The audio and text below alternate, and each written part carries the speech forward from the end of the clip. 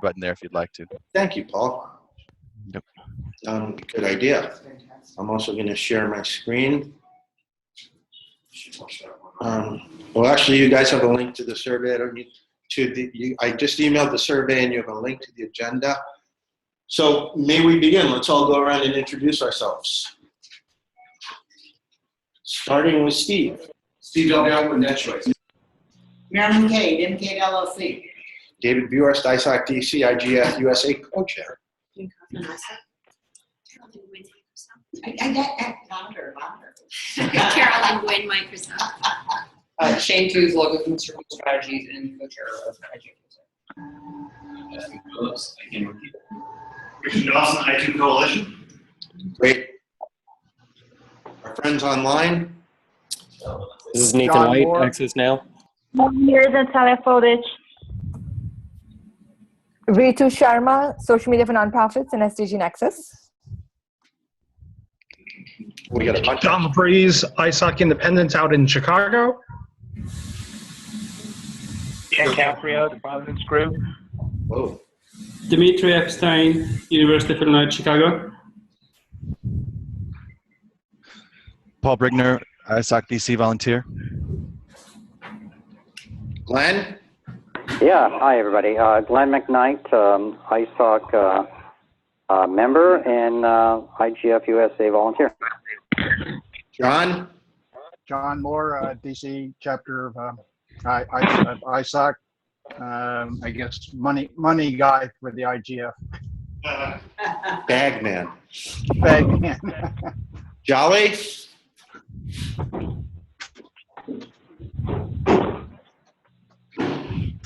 Joe? You want to introduce yourself? Yeah, sorry, Joe Cattanaro, I can.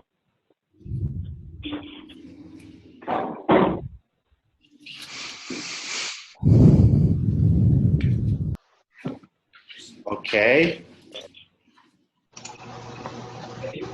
Hey, have a seat. Grab a chair. Okay. So let's begin. I would like to begin by thanking everybody who contributed so hard. It was an outstanding unqualified success. All I've ever heard from everybody is incredibly successful, perhaps one of the better things.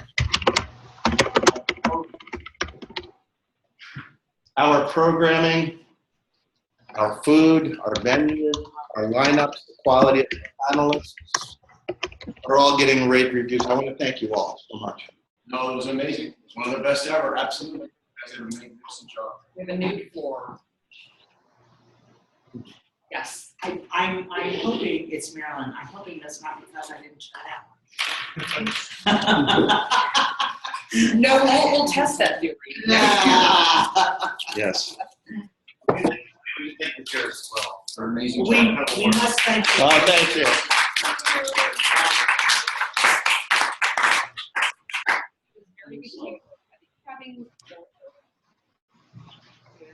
It was apparently paid. I'm sure. Yeah, painless. It's a breeze. Yes, hold on. I'm going to broadcast something. I'm going to put something up on screen. Our success indicators. This part of what you distributed earlier? Not really. This is part of the draft report that will go out. I'm going to share my screen now with you people out there in Radio Land. And we're going to walk through this and talk about some of the things and then take everybody's feedback. Can you guys all see this now? Whoops. Yeah, we see a Word document. Hold on. There we go.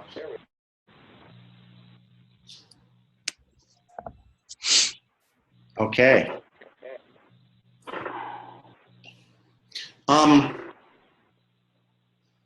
So we had 281 people who attended live who registered.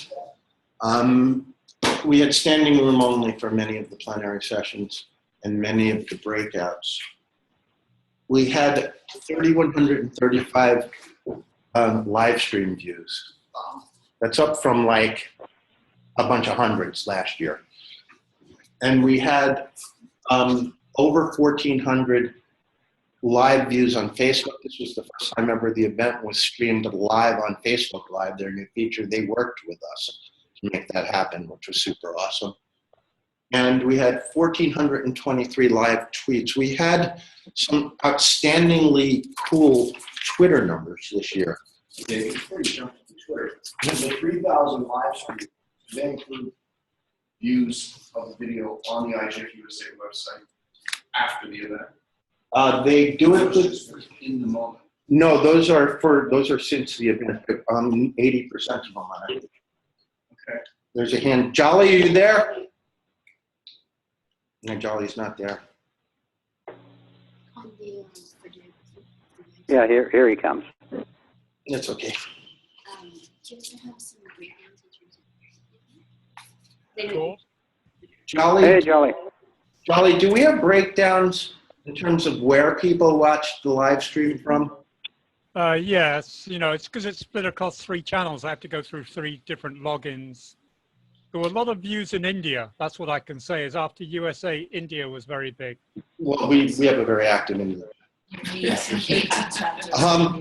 Why don't we do this, Jolly? Why don't we produce? Jolly's working on a more comprehensive report with breakout stats. Okay, just give me a moment. I'll produce. Yeah, why don't we get that later and we'll send that around? I can produce a couple of maps probably by the end of the call.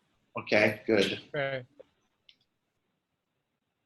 The outstanding thing was we had 1,423 tweets with the hashtag IGF 2016, with a potential reach of 929,000 people. The hashtag itself, if you look at the hashtag itself reached 2.6 million impressions. Wow. We've never done any. We had like 1 million last year. And a lot of the session hashtags also got incredible amount of distribution. So we did really well on Twitter. Our web numbers in general were up dramatically from any previous year as well. And we'll be distributing, web traffic report, Google Analytics report, and Facebook traffic reports. We had something like 10,000 page views during the month of July, which is orders of magnitude higher than in the past. Yeah, I think we're figuring this out. Yeah, we're getting there. David, did you talk about You should introduce yourself. I'm just Judith Halstein for the record. Did you guys, sorry I was a little late, did you guys mention about do we know what countries people are from or what states We people just are talked from? about that. Jolly's going to prepare something by the end of the meeting. We also, we had complete captioning sponsored by Facebook on all of the events and all of the video. We have a freshly minted, revamped website, which has some features I'd like to share with everybody. This is our sponsor list. And There you go. Yep. that's right, it got cut out of that. Okay. So on the website, we have a complete list of videos. All the videos are available here for watching within one click. And you have also, it's Maryland, you have also not just the videos, but you have also the one university. Well, that's linked to from the homepage. Right. They have their own page, yes, But I think it's really worth of course.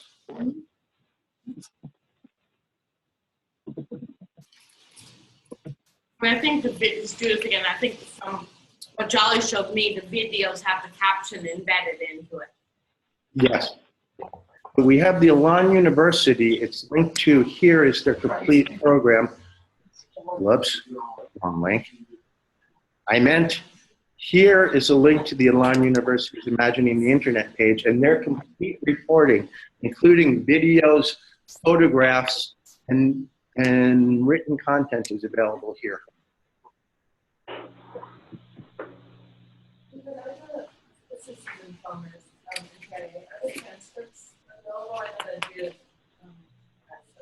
Jolly and Judith, they're going to be made available. Jolly, do we have complete transcripts? No. We don't, what we have, as Jolly will also say, we have rough transcripts. We don't have verbatim transcripts because what we have in the captioning, we paid for finishing of the transcript, so that means some corrections. But they're not verbatim, and if the things were off mic, we don't have it. If there's a thing, a name they didn't know or something else, it wasn't listed. They may not have all the acronyms corrected, and they didn't have a sheet. So we want, as Jolly told me last year, we want to separate what verbatim transcripts are from rough transcripts. And if anyone wants to make verbatim transcripts out of these, Jolly can help you and guide you in listening to it and maybe editing the rough transcripts. To answer your question. It's a lot of work. But we have the rough transcripts, right? We can distribute the rough transcripts. Yeah, it's Maryland. We have transcripts that I think are major contribution. Why don't we go with what we got? Because spending more money isn't going to get us right. They care about it. No, and I have to tell you already, some of the NRIs are reading our transcripts and translating them. They're very happy with them. So why would we spend more money on something that's really great? I want to thank you for pursuing this. But just like we do at ICANN, where there's a disclaimer that says it's not an exact report. We go with what we got, which is a major contribution. Yeah, this is Jeanette Ellison. Yes, it is a major contribution, but we also want to make sure that we don't upset our partner, our vendor in it by them being the transcripts and all the transcripts it says. These are the rough. But I can't get it because it's properly complete. This is a higher quality. But They have a much bigger budget. right, exactly. But I just want to make sure All that right, everyone let's- knows we're talking about the same thing. Okay. Our sponsors report is here. VeriSign will be added to this. The sponsors are also listed on the webpage here. Somehow they got, yeah. The complete list of sponsors is on the homepage of the webpage. It should be loading now. As I click refresh, and it's available here. John, do you want to give a financial report? But before you go, What are you looking for? I ICANN's right here. Yeah, we're the one that's on the. Yeah, let's go with the one on the webpage, and we'll redo this one. Yes. Yes. Huh? Yes. They're on, I'm sure they're on this list. Semantic refreshes. Let's see here, let's go with this. Yeah, I'll use my scrap. I'll take it. Thanks. So David, I'm ready whenever you want me to. John, play ball. Okay, so there is a financial report which has the actual and the budget. We did not have a budget for how much we were going to raise, but we were quite successful in what we raised, and we also had some funds left over from last year. The budget that you see next to the actual is Hold on, let me post it. Accepted. Let Okay. me post your Sorry. budget. Sure. The numbers. Yes. Whoops, wrong one. Give me a minute here. Yes. The financial report will certainly be right. Hold on one second.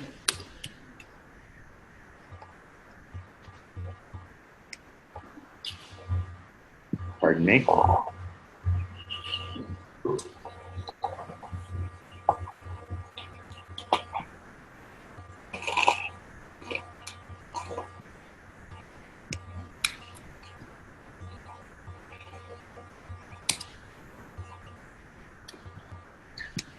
John, do you want to share it on your screen while I find it?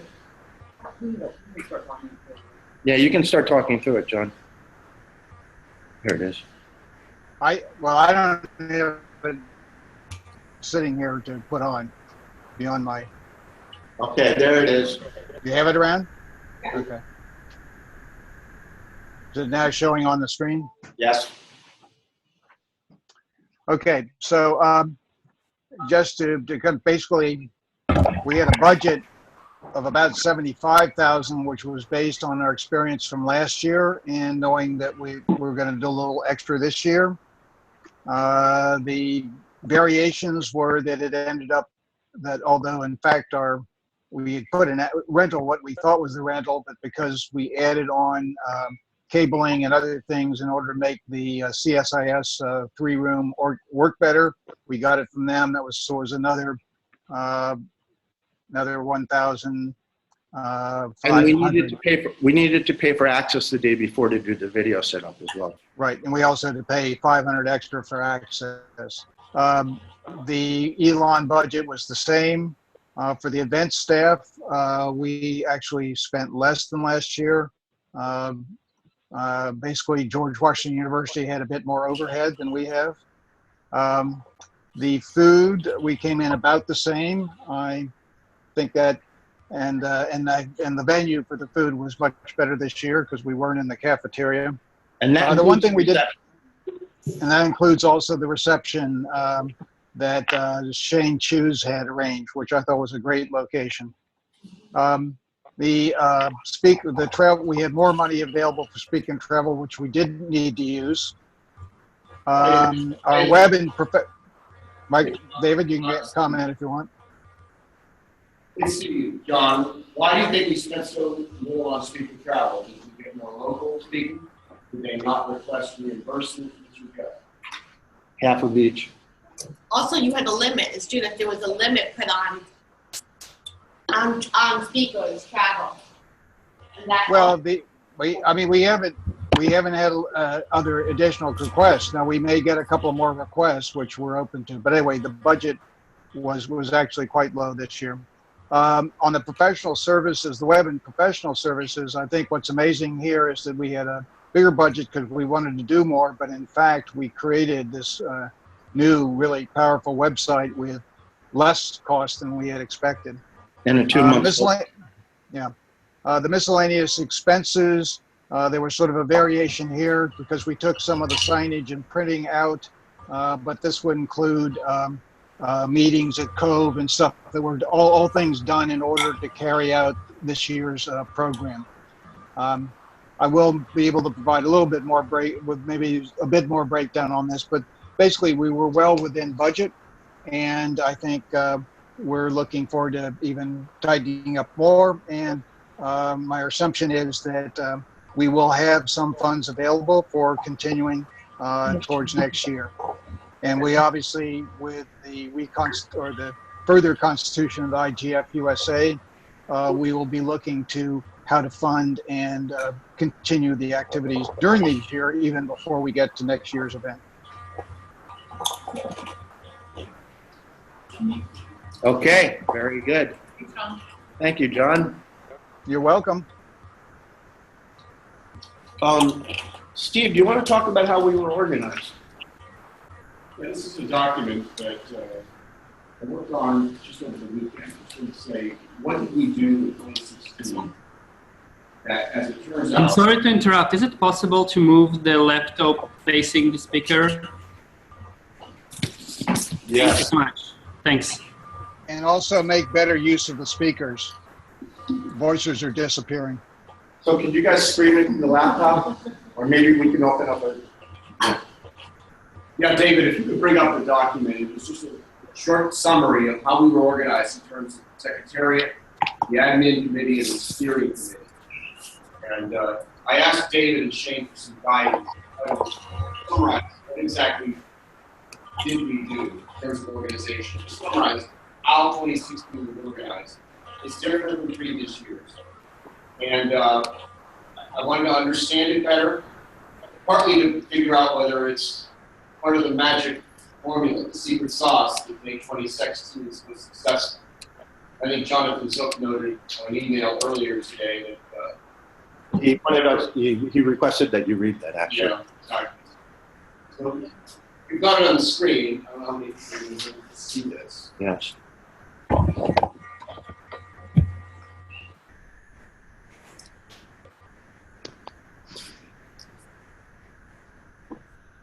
Can you talk through this, Steve? Sure. So with respect to the Secretariat, we used the Greater Wash chap from ISOC Secretariat, which really was the step of convening the administrative and the steering committee at the beginning of the active period. Let's get right to the meat of it. The admin committee, which handles the day-to-day administrative functions, creating working groups, convened the steering committee itself at least once a month in the period. It was also open to anybody who was interested to make a positive contribution to the IGF-USA. And I think the only requirement to be on our admin committee is to say that you participate in the effort, the level of effort itself, which is not just organizational, but also fundraising. Exactly, contribute positively. David first, Shane Tuesday, he served chairs for the admin committee.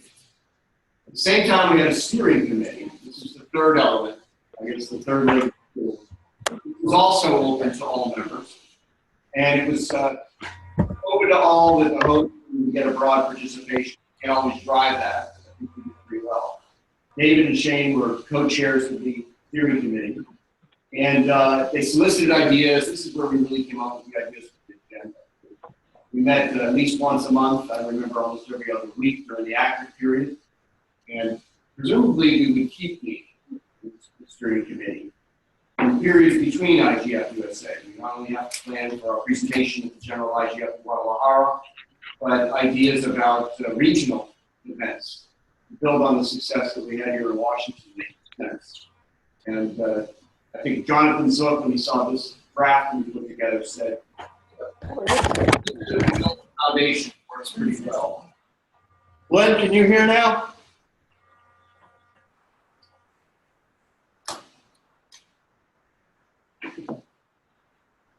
We should build on the success by trying to retain the best elements of this organizational structure.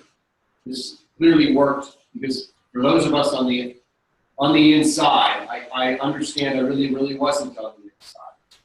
As one of the organizers and the members of the committees and a plenary panelist, I have to say that the week and a half to 2 weeks leading up to the event and the actual day of the event was an absolute pleasure. You guys made it look effortless. This was David and Shane for the most part. You made it look effortless. It was so much easier because the rest of us had to do. Make the credit to be extended far and wide to other volunteers who labored behind the scenes. The things went so smooth. So part of this is looking backwards for an attempt to give recognition where it's due, primarily David and Shane, but also to recognize that we have something that works pretty well. And we're probably best served by building on it as we move forward. Thanks, David. Thanks. So, Ms. Marilyn, I just want to make a comment. To support what you said, I think the present organizing structure works very well. I will say from the very beginning, when we founded IGF-USA, the requirement that everyone. Marilyn, can you speak up? Sure, happy to. That everyone could join any group, but they needed to do so with a positive attitude to make a positive contribution. And we also used to publish, and maybe we should do that again, the link to the code of conduct from the IGF, which we always did, and we just assumed everybody read it. It's a small thing, but I think, John, Jane, that would be a good thing to do. So for people who are coming in to the IGF-USA, they have an understanding there is a code of conduct. We don't develop our own. We link to the IGS. The second thing I'm just going to say is I want to thank Shane and David for retaining that. For 4 years, Kim Huey, my interns, and I printed out the agendas. We did everything, and it is is there a technical term I could use? It is a boatload of work. It's a cluster of work. And we could never have done it without Kim and you and Jonathan donating for time and me funding my interns who, I mean, really, we could not have done it. This year, couldn't have done it without Pat. I think she made things very, very smooth. I'm sorry I wasn't with you in person. I was off doing Mag but I really want to congratulate you for making that decision, because I think then the speaker and those who organize the sessions can just take a breath of relief. Somebody else has gotten the badges for their speakers. They're getting them into the room, so congratulations on that. This is Judith. I also want to congratulate Dustin. I know he picked up a lot of the slack and worked hard to get the program done. I didn't really have much contact with Kat because I would write to Kat, but then Dustin would always take care of everything. So I think Dustin was helpful. We got the program out way in advance, and they weren't fun. Yeah, this one. David. We can't do Hold on. Give me a second. Sorry. Go on, pardon me. Yeah, CAT was a very cost-effective way of managing a lot of loose ends and trainings that were out there, and she helped manage everything. So we literally all the tiny minutia play last week. Right, and the only thing I thought was Judith, again, the problem was that some of the speaker tags were not cross-referenced to make sure that there was no spelling mistakes. The program was all correct, but they didn't always match the speaker tags. Judith is moving to the next agenda item called Lessons Learned. Yeah. Oh, this is Jolly. Just can't. Am I good? Am I good? So what I would say is that I had to wrangle the slides a lot, which was not a job that I was, knew that I was going to be doing when I went into the room. So just note that down. Well, Jolly, it didn't look like we're scampering, so you looked like, calm under fire. It always looks like that. But We got a ringer in there. But it's Mira, Julie, I just want to say thank you for doing that, because originally I told a couple of speakers, no slides. They talked to other people. They want slides anyway, so thank you for wrangling that. Did I mention it? Also, I have my talking of slides. I have my slide ready of the locations here. If I go like this, share screen. Lessons learned first. Yeah, we got that. We'll start. He's right. I have it up there. Wow, look at this. Yeah. So this is just on the main channel, not on, and this is strictly views, video views. So the numbers are a bit more than what you see here, but you can see that. And if I go here, whoops, I lost it. Yeah, here we go. There's the map. Wow. So, a lot of gray space, a lot of places that weren't watching, but we did okay. So we clearly have to do better in Chile and Russia. I was thinking Argentina. And Argentina, yeah. We need, so we have our work cut out for us.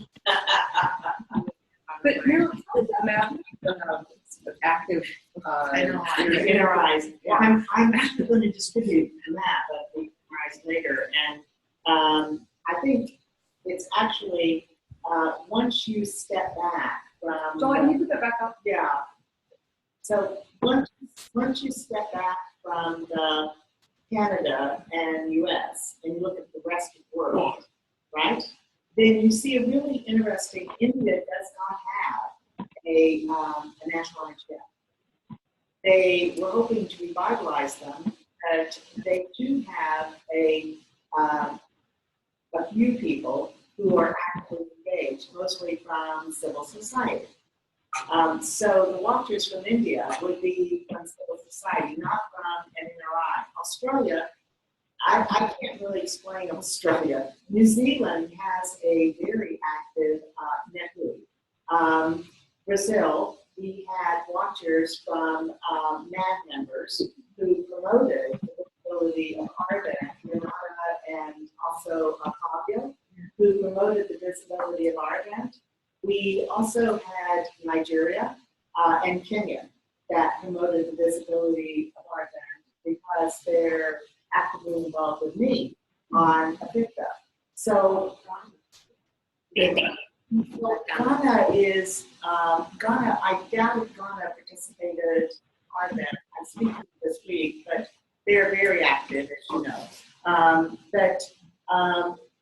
Wisdom, I think it's more likely to have been MAD members. It's interesting. If you look at Europe, right, you see a heavy interest there, which is quite interesting to me. I also don't really understand, is that ISOC? It looks huge. What? Which one? No, go all the way up. Go all the way up above Canada. Right. What is that? Yeah. You know, it's still Canada. This is a projection. So look over to the left there. I can't tell. Is that Japan or Indonesia? Sorry, to the right. Go all the way to the right. Japan. That's probably Yahoo Japan, who has become. I think that's Philippines. Oh, Philippines, not surprising. Yes, Philippines has become very involved recently in the NRIs because they want to watch NRI. But I think it's very interesting. Yeah. Yeah, Dolly, thanks for that. It's great. Yes. Okay, let's move along. There's a draft report ready. It'll be circulated after it's polished up later today for comments. Now, the outlines, but also the reports. The other thing is Dr. right up. And the takeaways. We have basically panel descriptions, speaker bios, the report summary for each panel. And often at the beginning, that serves multiple audiences. It certainly serves the audience of those of us participating. For anyone in the United States who wanted to see what happened. One of the key audiences document summary was into our IGF. Yes. I can tell you that in prior IGF-USA, there was much to note about what was said, but all we would boil down to is 2 bullets that we had time to present for the reporting out at the actual IGF. I remember jamming it. It's not even sure what I'm going to do that in one-on-one. In preparation for that, it might be interesting at the end of each section for each time. We've done a great job describing what was said. Key takeaways, the global idea. 2 3 bullets on what we want if we have a chance. We say to our colleagues, here's what US, IGF, in a way, insights, questions, suggestions that we offer to the world. That's a great. Pardon me, if somebody sounds like you're playing a bongo drum, can you mute your? Or you're typing. Or typing. So David, Marilyn. I brought We don't need that. We have our.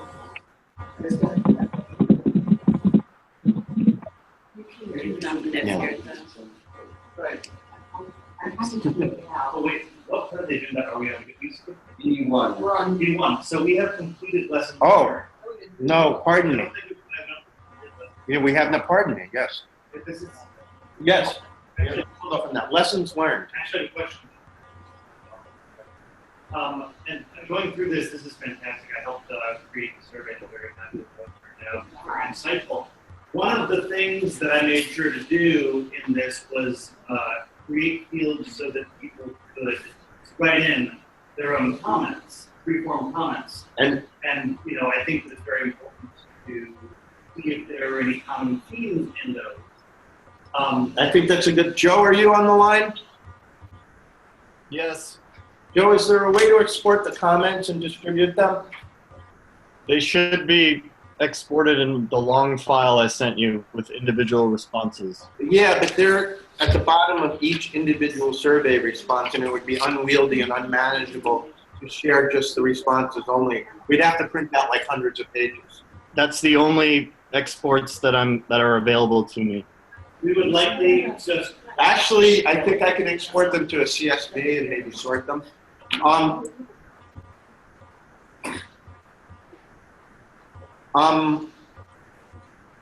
This is where we get the kind of comments that we don't get in this room. No, we need, You know, yeah, that's yeah, where you we, get the feedback from people who don't normally speak, I believe.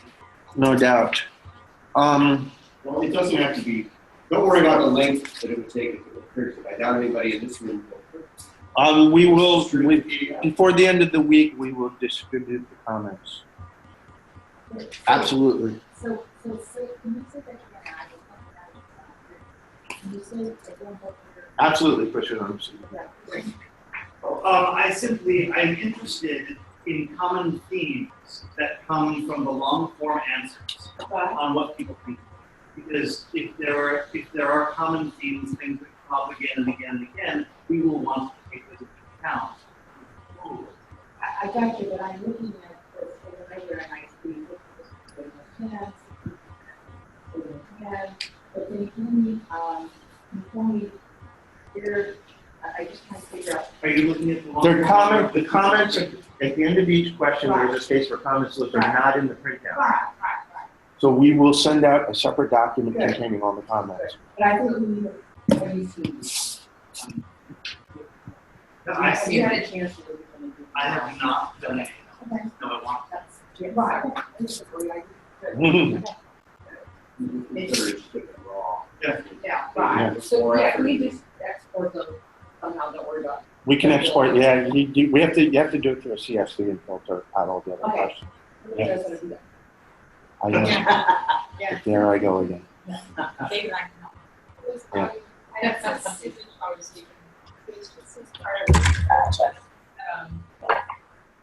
Idea Secretariat and the report is a breakdown.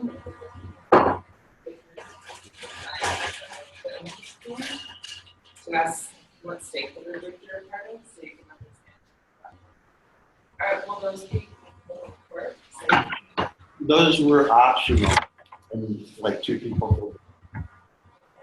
So in essence, we will not have that. Okay. Where did we make that indication? When we originally registered online, we got to say where we were from, civil society. Yeah, but that was optional. You have to be really open. Like, if you come in and you're like interested in this topic, you don't necessarily know, like, am I an interviewer, you know you're not gonna. So I think part of the challenge is we're asking them to get a little too granular, that's important to us, but it may not be. I want to. And also making it required. Guys, Yeah. I'm gonna wear my magnet.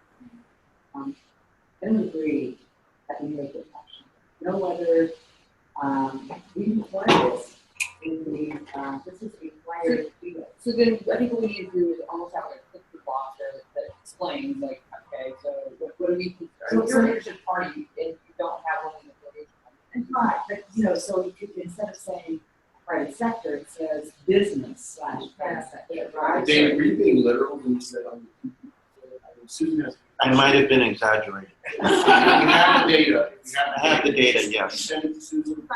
And then Maryland's saying is for next year, it's required, and Shane is subscribing. Let's just make it so people know what they're saying. Yes, Right. this is true. I want to comment on what Madeline, having also just done an application to people who have no knowledge of different stakeholders.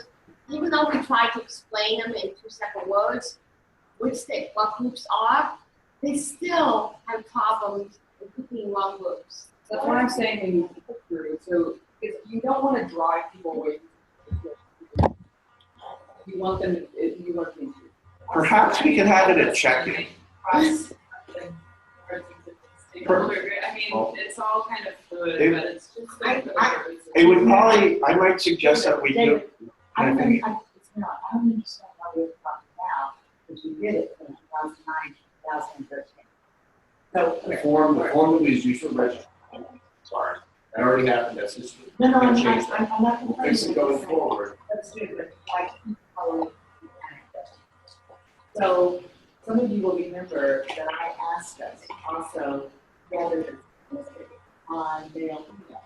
Not everybody agreed with me, but I think it is important for us to start doing it. We have a interesting anecdote on an African initiative where we have 46% male, 43% female, and 12% doctor, which is apparently a new gender. I'm just saying, let's look ahead and say, how do we gather the kind of statistics that help us figure out what our balance is? We might want to also better use. And I know we're going to come talk about that with Tina. But, so the explanation would be under age, whatever, 22 or whatever the breakdown is. But I think that we had, so when I talked to the African initiative, the national initiative, they said, actually, we also had 8% That we're not male or female. They agree. All right, well, let's capture that along with like pushing back and forth so we can put that forward next year. I think one thing, I think one thing we need to work on is scheduling the meetings and giving more advance notice. I mean, yeah. We need to. Getting our save the date. Yeah, and it relates also to just making, to being in wider agreement about the structure and who's doing what. But we clearly need to have more lead time and regular standing meetings. The save the date doesn't really have a structure. Goes back to Yeah. Yeah. I think at the beginning of the planning cycle, which will probably be the end of December, beginning of January, we should set up standing meetings, regularly scheduled standing meetings for the admin committee and the public steering committee. And as soon as we walk in to the next location, I mean, Steve's right. Like, he's stating that as soon as we have a date, we send it out. So we can get it on Yeah. the calendar without some- And if we could do it before escape the net, you can fly, hold the day. All of those. So, how do you feel about going back to CSIO? No objection. There was 2 comments of people that didn't like the venue. Everyone else seemed to like it. 2 or 3 commenters. It might have been the same guy in a few different places. Really didn't like it. Like everyone else I've talked to seemed to think it was the greatest convention since the internet. Yeah. Okay, I'll say something here. There was a buzz on the audio in all 3 rooms. So, so that could have been better. That's for sure. Is that something that we just needed to be more informed about how to manage the technical elements of that? Or It's just they need to rewire their building. that building's brand new, Jolly. They're not rewiring anything. Jolly, it's Maryland. We have been in IGF. I will remind everybody of that group. Or Lithuania, where the only way to Sorry, I'm not hearing this question well. I mean, it was a comment. It was a comment to say, if we're not going to rewire the building, would we solve the problem in a meeting room by using headphones? Well, how bad was it? I mean, so, Jolly, the problem with your ability to capture the audio? Because I haven't heard anybody say they couldn't hear anymore. No, if you listen back to the webcast, you'll hear there's a buzz on there on a lot of it, and some of it, Because of it, I don't think that was a problem in the rooms, Tony. Yeah, no, well, with whatever feed they were giving us for the webcast, we were taking it, just plug in here into the wall, and there was a buzz on it, and there was no solution. Guys, This is one conversation. Okay. So is, here, so John, is that something that we can advance plan for next year? For all of us, is there a way to manage around that, or all any thoughts on that? It's a difficult one to say, because they'll say to you it's always fine, and then and you don't know until you walk in there and plug in, and you say to the guy, "Oh, look, we've got a buzz." Well, it's too late now to do anything about it, And I used, I had things which are called hum eliminators, which are actually transformers that sort of decouple you, but there was just actual noise. Sometimes the noise is coming from individual microphones, but without extra time. In the evening before, we paid for people to stay there, but the guy said, "Here you are, here's where to plug in," and disappeared. You know what I mean? So, we only had him, he left at 5 o'clock, the AV tech. So we really had no time to really do a thorough testing the night before of the AV systems. Well, we will note that if we get ready again.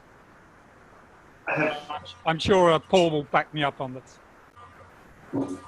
Len, back to you. I have one note acknowledging that we have 45 minutes left and a still very packed agenda. While on the topic of lessons learned from 2016, and again, this is Christian Dawson for the record. Just having done a little bit of spot checking on the 83 pages, Joe, from the, like you said, we'll put this into a better form. One of the things that I do see as a recurring theme is that we have had a lot of requests for more panel diversity. Yeah, we have. So we're going to try and find more white men.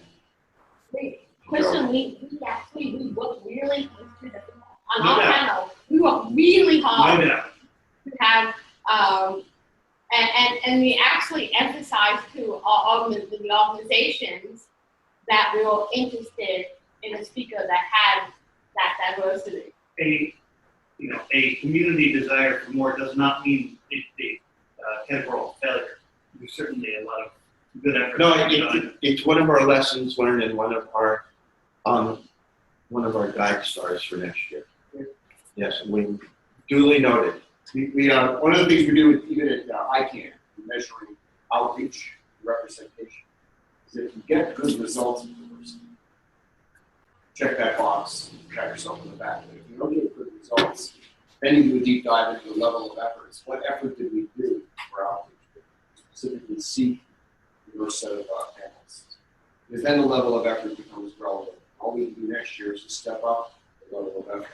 I think way can you judge it all. And I think we're unanimous in our desire to have greater diversity. It won't happen unless we work it. Okay. I will be, are there more lessons?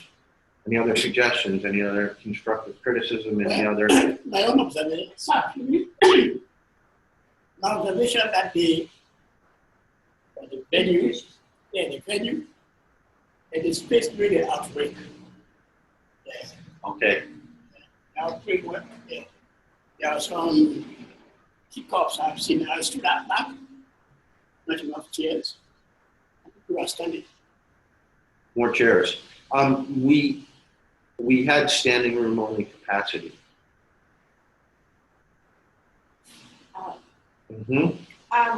It's Judith. I think also what we want to look at is sort of trying to, I know people don't like to go in the front rows, but trying to get people to move to the front so that the latecomers can fill in the back.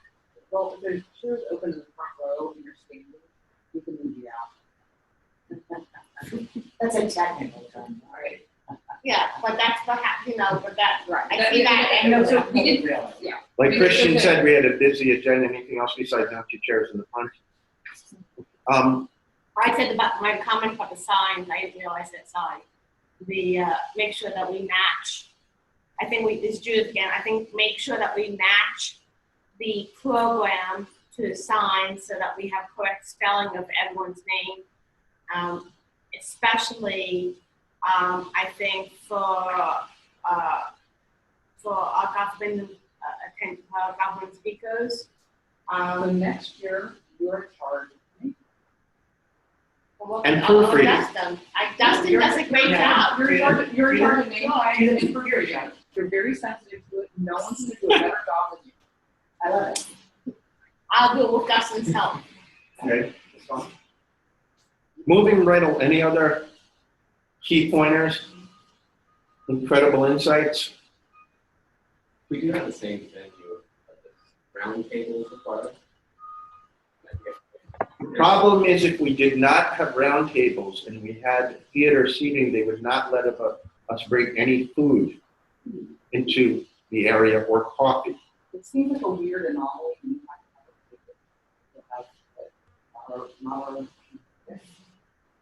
I'm later going to suggest we consider a day and a half. I'm going to save that for later, but I'm just going to say Can we pocket that for now? We need to, but let's say lessons learned. It might be that we think about how we're spreading the attendance. And then, to Dustin's point, the room setup could be different on one day than it is on another. I just wanted to mention. Dustin's point is that we set up round tables, dictated by policy of the venue, includes involved. Let's just stay on that for a second. Well, look, I did IGF-USA first at CSIS with all of your conferences, and then we did it at the Law Center, where we had fixed seats, and we couldn't change the rooms. The seats were both and then we did it at Georgetown. So I think we've had a lot of opportunity to learn. This setting is, I think, one of the most flexible when you're trying to do speakers, lunch. So I appreciate the problem we faced, but I thought it was better than name down seats. History. All right, we ready to go to Yes, we're ready to move on to the next item. Report will be circulated. Does anybody need to comment on the report? That's why it will be circulated. Are you doing like a That's what circulating does. circulated with like a comment period or? Yes. Okay. That's why I was asking. It should be with a comment period. With the comment period. Give everybody a week. However, it's Maryland, I'm just going to say, be very gentle. If you're not the organizer of an event, and you're not a speaker, please don't think that you're in charge of editing what the speaker said. Or, fine, yeah, so let me finish. So if you co-organize an event, then focus on it. If you were an observer, then look at the things that were missed. Because otherwise, we're going to have people who just attended a session coming in and rewriting something. And I don't think that's fair to the organization. I think Marilyn's right, and yet I would ask David and Shane, if at the end of each plenary, you just add the heading that says takeaway for global IGF. And that's an invitation to the plenary organizer, to the panel organizer, to add a sentence to or a few bullets. And if they don't, I do hope that legal peer review brings other people in to put that in. We're going to need to say, what is it we can tell the world we discovered or asked about or questioned at IGF? That's helpful. That answers my question. Thank you. Thank you, Steve. Okay, next, we've been aspiring to hold events in other cities for years. It's been put forward that we do 3 startup events to break the ice. One in San Francisco, one in Austin, Texas, and one in New York.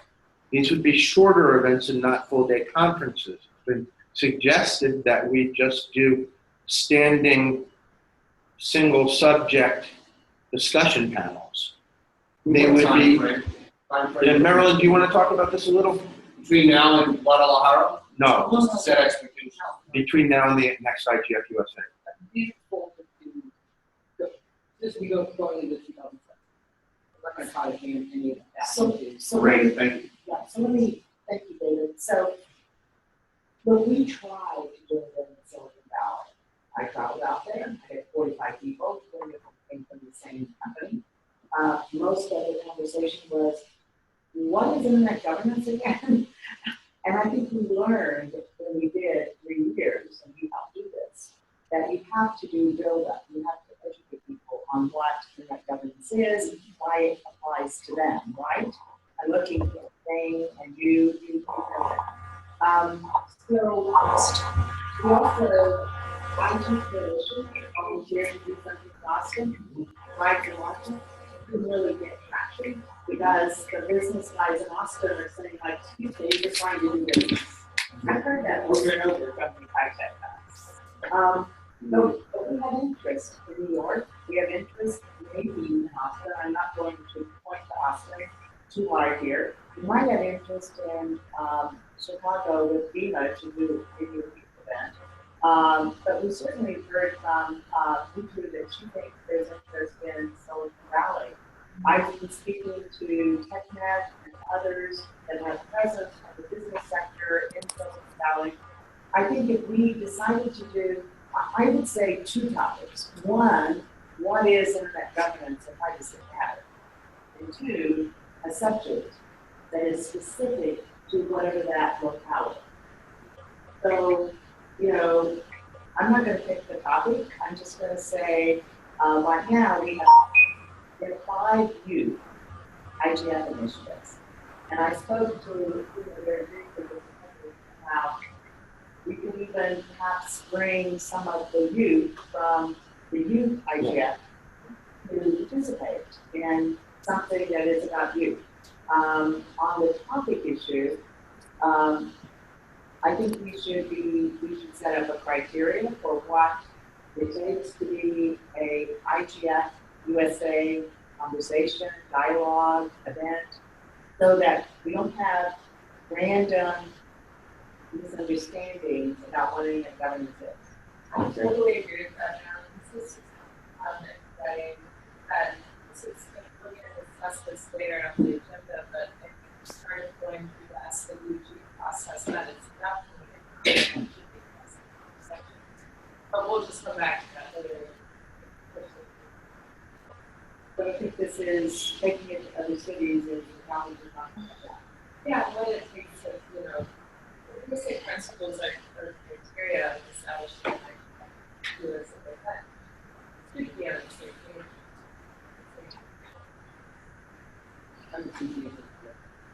So, are we talking about in the city? What do you mean? Oh no, I'm just saying if we develop, so the idea is to have theater events, right? And so the theater event should probably all be organized. What Aaron's trying to say, and I understand, like, you have lessons learned, and then you have, you know, you can after, but many of us, we are lying to spend a lot of time on the interview. What works here doesn't always work. So the idea of doing a single issue, and maybe it is like, you know, a little bit of IGF. Goes back to my high signal and we also don't understand that between there's a lot of, you know, why like, and then when we work, oh boy, profit for legal on multiple people. I have a lot of them. Exactly, that's what they do. Hi, this is Ritu. Can I add something about Silicon Valley, please? Yes. Silicon Valley, so San Francisco, City of San Francisco, City of San Jose, and a couple large nonprofits in the region are undertaking a lot of work around connectivity efforts locally. That's very much in line with what we've been talking about. And I think what I foresee us, or at least I'll encourage us to do, is to provide some sort of a guideline container so it's within the scope of what qualifies, but we don't try to set the agenda from the DC for what's relevant and meaningful for the local community. I think that's the point, and I'd like to see happen with widening the conversation so it's not just DC based. As a Silicon Valley participant this year, I'm very involved with the City of San Jose and City of San Francisco, advising them on their efforts on connectivity.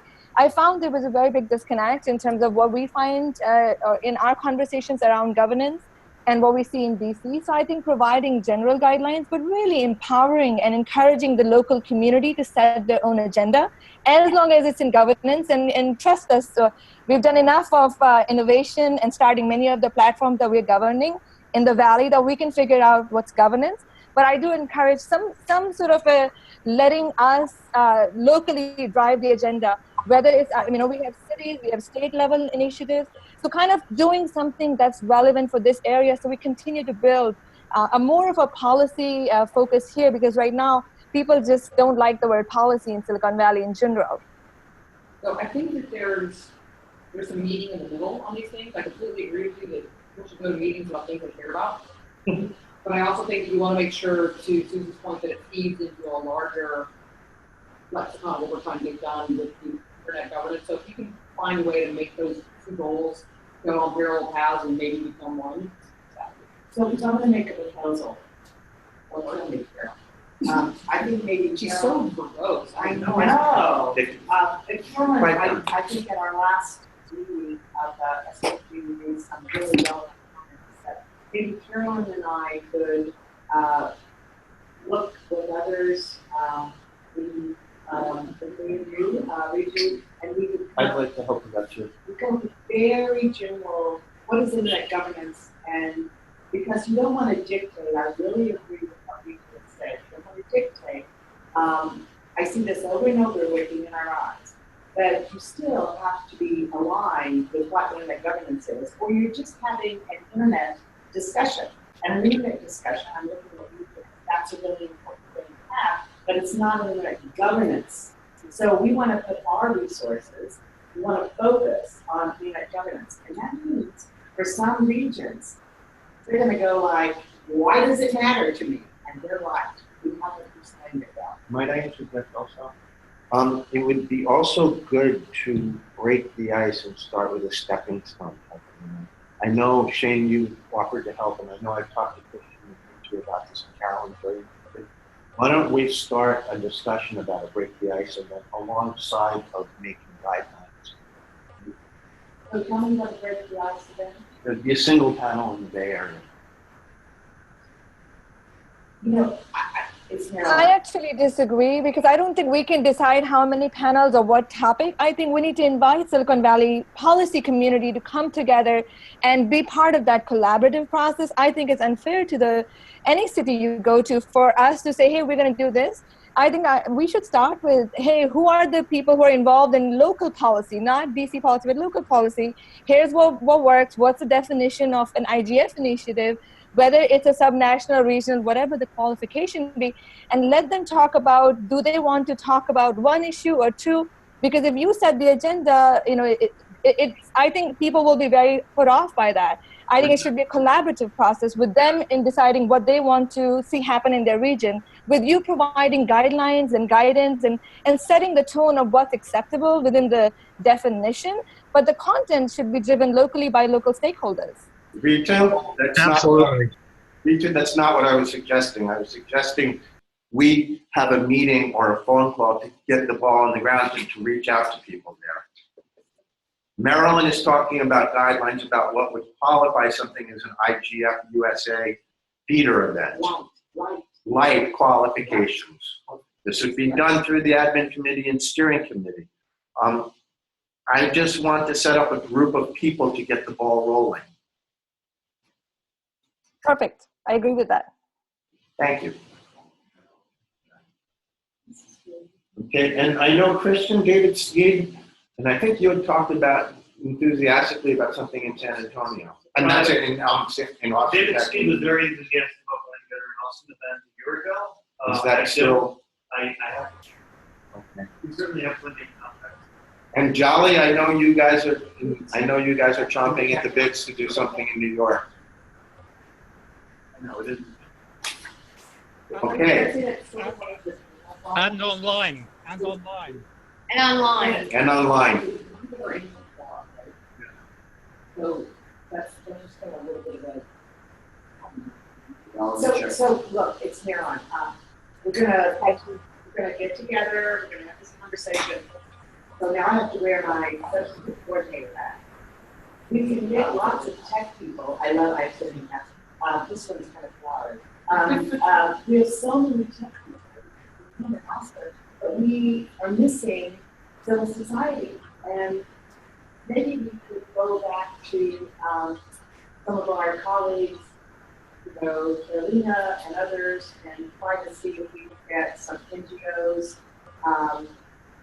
from, so why don't we just spark that idea and try to figure out what's the lightest requirement we have? Yeah.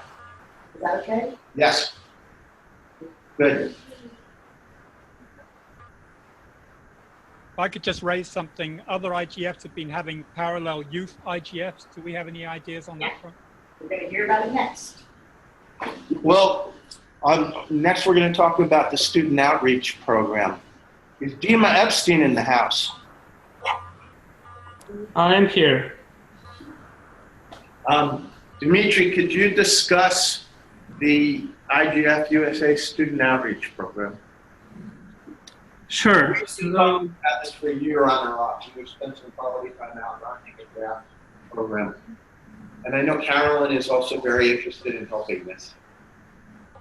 So that's great. So first of all, before I start, once again, thank you for a great event this year. I think it was, I've been away from IGF for a couple of years, and it was very refreshing to come back.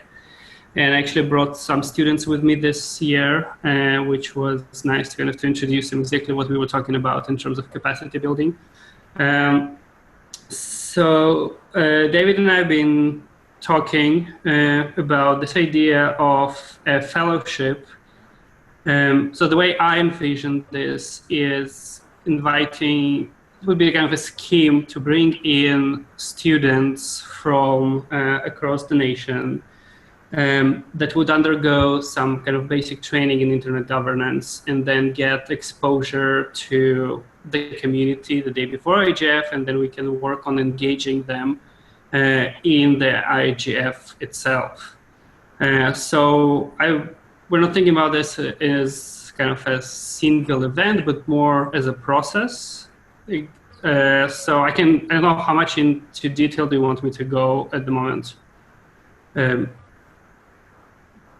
What we're thinking about, what at least like I'm proposing, is to have a national competition. We would create a group of people from the community with the criteria.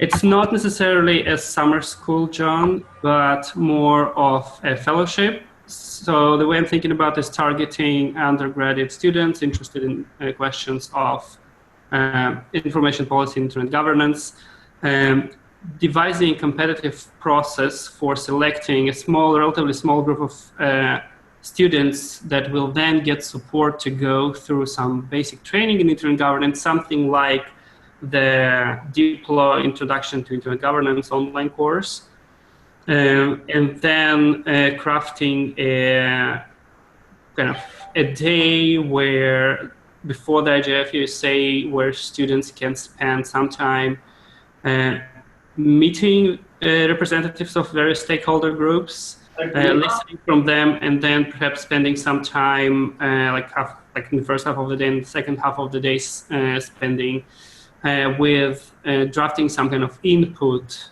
into IGF-USA that they could then present the next day to the community.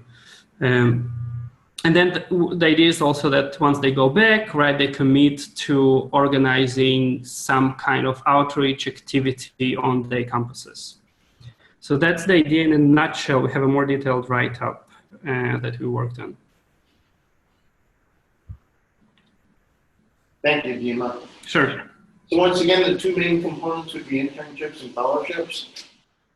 Actually, it's Maryland, but that's not what I heard. I heard the main component would be that the youth who are chosen would agree to engage in at least an online course. That's the fellowship. That's a Yes, I did not mention the internship component. Yeah. Because the other thing that we discussed, so that's kind of, it can be related, tied into the fellowship, but doesn't have to be tied into the fellowship. So there is this movement among the national regional IGFs, right, to make it an ongoing effort as opposed to just an annual event, right? And the discussion that you just had about having regional conversations or IGF flights or events, that's kind of one way to do it. Another one is kind of maintaining presence, particularly online presence. So we've been thinking about an internship program that will work together with the organizers of IGF USA for kind of extended periods of time, leading to IGF USA, and then kind of following up on IGF USA to help, produce materials, conducting outreach, Twitter, social media. What's not, helping, drafting, input documents or whatever might be needed. It can be a virtual internship, like people don't have to be in DC to do that, right? And I'm sure there will be a lot of students who, it's a broader pool of students, I'm assuming, not just those who are interested in purely policy issues, which would be helpful, but also students who are interested in social media and marketing and outreach. I guess they would be interested in it. And I think it will be great help to IGF-USA. Sounds like a great idea. People keep saying that they're having trouble hearing. I'm going to unplug the television set. We know what they look like, and I'm going to put this computer in the middle of the table and hope that that will help. Okay. And I'm going to unfortunately stop my camera. Oh my God, people can't see me now? Can you all hear any better now? Is that better? Hello? It's the same. Actually, it was helpful to see people, so we could do partially lip reading as well, but now it's actually have to strain a lot more. I was able to hear clearly the last few minutes. Okay. Hey. I'm going to plug the TV back in. Okay. And we'll just loudly. Oh, you know what? Some of us can turn off the video. Because if you turn off the video, it's the wavelength. It's the wavelength. Oh, I see. Yes. It's what? The wavelength. If you turn off the video, Okay, so it tells you. I'll just speak up here and say that I have some ideas to improve David's capability on this front. I'll raise with him at a later date. Can you take him on as an intern? A couple of $100 of investment in like a Mac interface for audio or something. We'll talk. Okay. Yeah, typically you come down here and do these. Let's keep that in mind. Okay, for our last and final topic, we are going to be talking about getting recommendations from the Sustainability Working Group. Can I come down there? I can walk closer if that's helpful. Yeah. Fantastic. David, I'll just stand right next to you. Our shirts match. you So can let's, sit right next to it. yeah, wait, hold on. Great. Yeah. You can go underneath the plug. I didn't limbo. He's failed in limbo. So Christian and I wore the same outfit today, so we can stand together. For those of you that can't see. Okay, Christian, would you like to speak? Sure. In brief, by now you guys probably know about the ultimate goals of the Sustainability Working Group. The way that I put it is I want this to be like an anniversary present for IGF-USA. We are getting bigger and we are getting more ambitious. And we've got these cool projects going on, like working in other cities, and just like, and students, right? In order to make sure that these things are scalable, in order to make sure that these things are able to be organized with, I mean, you got a great group here, but it's a small group, right? With enough of a agreed buy-in as to why we're doing what we're doing, and having some fundamental basic principles down and fundamentals of governance down that show how we do what we do. It's going to be hard to keep tabs on everything moving forward. Honestly, I'm still like 3 years into the internet governance scene. I am not one who shies away from speaking, but I hang out with a lot of people who are really like, who come into environments like this, and they don't really understand what's going on. They don't really understand how to engage in the process. And so I'm doing this in part because I want to make this more scalable, and I want to make it easier for the organizers to know, to show everybody how to engage and plug in. But I also am trying to do this process so I can get a whole bunch of newcomers in. This is how Steve showed at the beginning about the little fun about the way that things. That was really enlightening. I learned stuff. things like that at the beginning of the process that you can point to are really helpful in making it so that. So you can tell any people who want to get involved with the steering committee and admin committee are open to public participation. Cool. Well, so ultimately, what we're ultimately trying to do is achieve an open and transparent and simple and limited in scope document that just lays down some fundamental governance principles, and what I'm most excited about. Some principles that we all agree to are what we're trying to achieve with this. And we had a really good call, 19 people in the middle of summer last week, where people got on and they talked about the things that are important to them. And it's things like education, educating people about internet governance. Marilyn did a great job on that call of explaining a lot of the history of IGF-USA, what it stood for at the very beginning. That was extremely helpful. So right now where we are is we're coming off of a very successful meeting where we were talking about principles. We've still got more work to do on principles. We've got to pull together people's ideas, synthesize them, go back to the community, talk about what those are. Then we've got a document that we put out there. It was a Google Doc with basically a whole list of questions. And the idea there was, so we've got the why we do what we do and the how we do what we do. Trying to get an idea of how to build the how we do what we do portion of what it is we're putting together. We got a lot of participation in the Google Doc, but we also got a lot of feedback that people didn't love that process. And so the next step is sort of another round of taking stock survey questions with a hope to get us to more of the how we do what we do portion. And that stuff's coming up next. We've got a meeting next week. Would love everybody here to be engaged.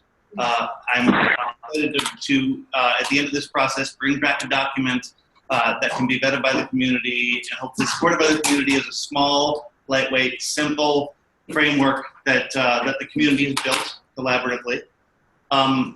And something that can make it easier for our goals of trying to hand people simple fundamentals that they need to follow when they want to run off and do an event anywhere in the United States or a student event. That's where we're at the moment. So what's your time frame? There was a timeline. So we are working off of a document that that was vetted through the community process a couple of months ago. It was our terms of reference. We built off of that terms of reference a timeline that was proposed to the community last month. Oh yeah, for the IGF-USA it circulated, and then it was So we are at the moment working off of that timeline. A lot of ways the community drives the timeline to some extent because we've got a lot of participants. We've got to work that through. But we're doing a timeline that we brought to the community last month. We're doing calls every other week. And we have the agenda for the next meeting focusing on this taking stock and the second round of discussions about principles. It sounds like we're getting a little bit of a chicken and egg. We're working on to help drive our process, the process to move forward. Yeah. So to make the process move forward in the parameters that you're hoping to give us, that we eventually will hopefully agree to, we don't want to start. You know what I'm saying? So we don't want to wait until this is done to do San Francisco, is what you're saying. Basically. I understand. Yeah, I mean, ultimately, what this is going to be is. So, when are you going to make your draft document recommendation? So just, I can clarify a process. Do you have a copy of this? I know we circulated it to you, but it would be easier if we post it. So what I'm Shane, I looking think I at, sent it to you. it goes till January. And I thought this was going to be wrapped up now. Well, so I mean, the idea, as Christian said, the idea is that this is a real bottom-up community-driven process with open participation. So in large part, the progress is driven by the community.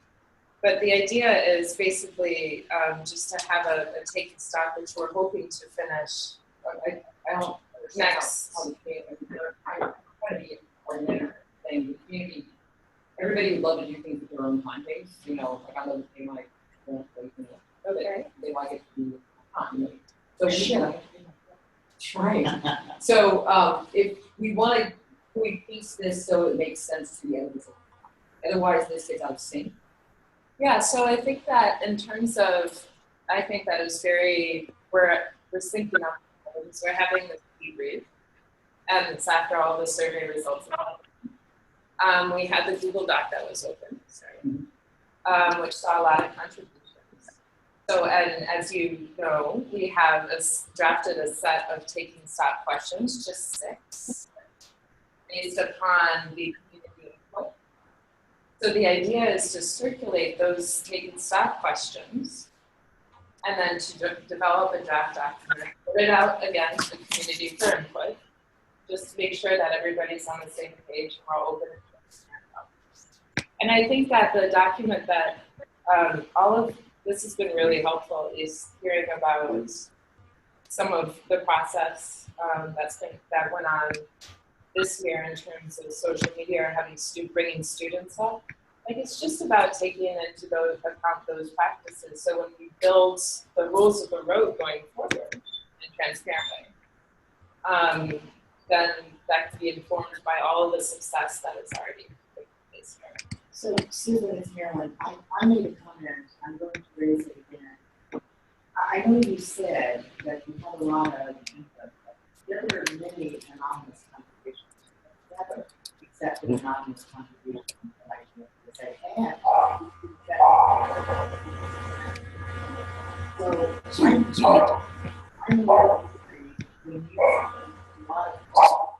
So even who don't identify themselves, we've never accepted anonymous contributions. So I went through the comments, I made comments myself, but I don't understand why you are, first of all, I have a timing problem. I also saw that you had aspirations to make a statement at the IGF, and I read that in your timeline. Let me finish.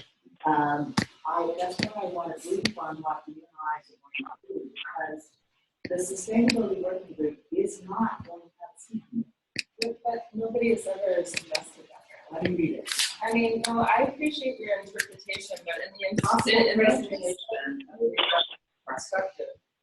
I'm getting to understand. So I think that Can one person speak at a time? It's really hard to hear on our end. If you're both speaking at the same time, please.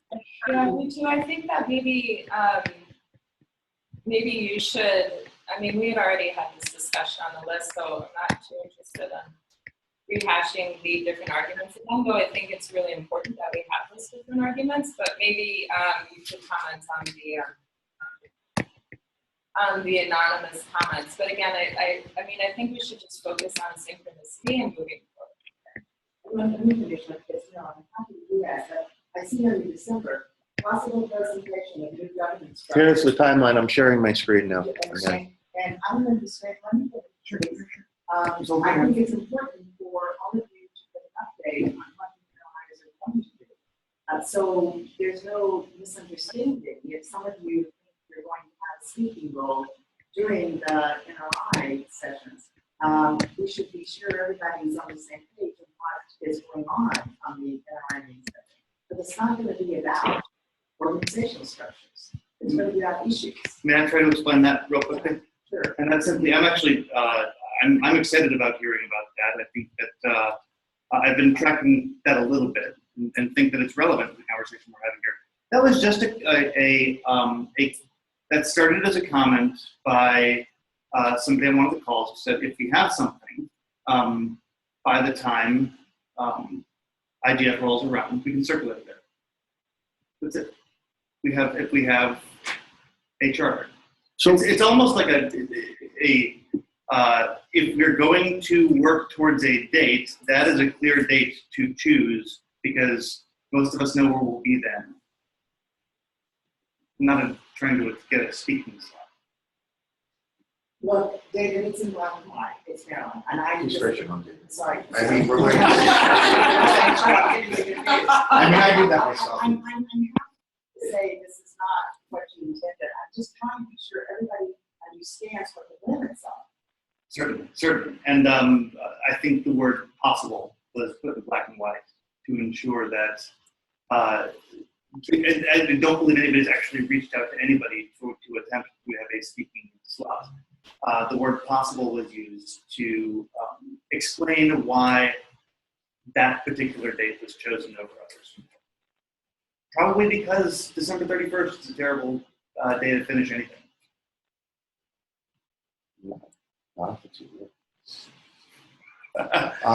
So I guess I think this is all, different process and things and things on the way. But for us to start going into finishing out 2016, which will end with IGF, but also now forward planning 2017, wanting to get some of these single city events going.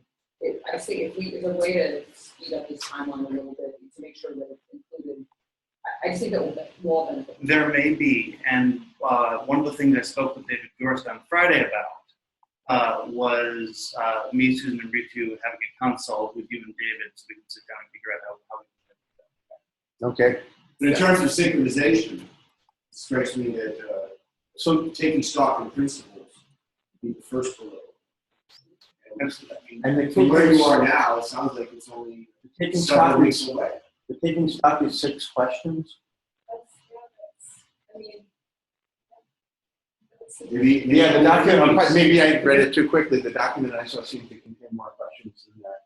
The organizational thinking stock takes 6 questions. So In which 6, do you have those here? Which 6 are those? I can circulate it to the list if you like, but we just wanted to give it to the posters first. But we can certainly circulate it to the list. And it's different from the taking stock we just did.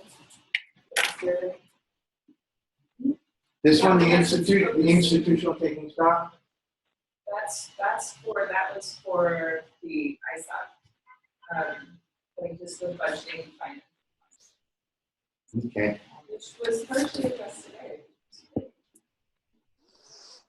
Sorry, I went through the wrong thing. So the other 6 questions that we want to send out to everybody for answering?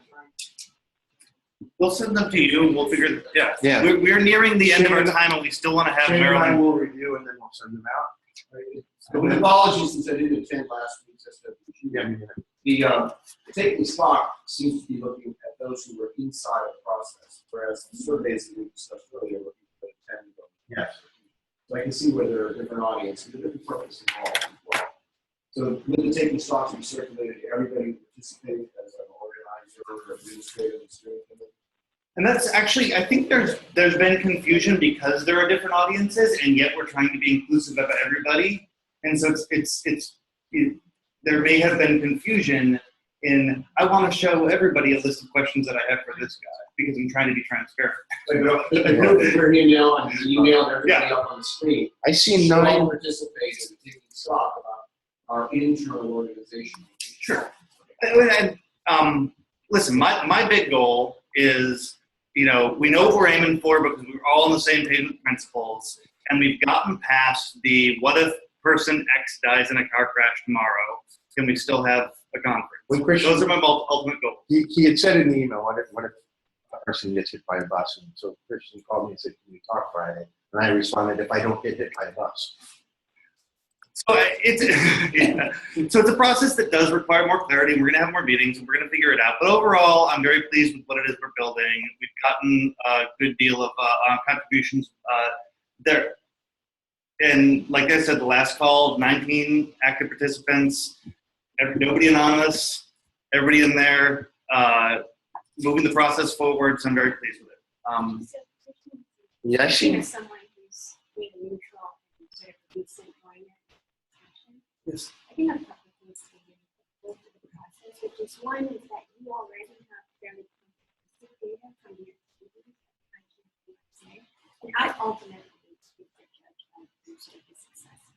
So my question is, what is the purpose and what would be the objective of the report, right? If it is to address issues that may not, like organizational issues, like for example, officers in case of accidents, then let's make that very clear and not reopen all the questions again, because then it sounds like you're soliciting the same kind of input that you just got some really great results on, as well as written comments. So that clarity would be really helpful. I think as so. we look at your sort of That's a very good point. So I want to say that the terms of reference is what we're guided by, and the terms of reference is a very narrow scope. Now, if you saw the long list of questions, you may be able to say, "Oh, I wonder if they're trying to get at this too or that too."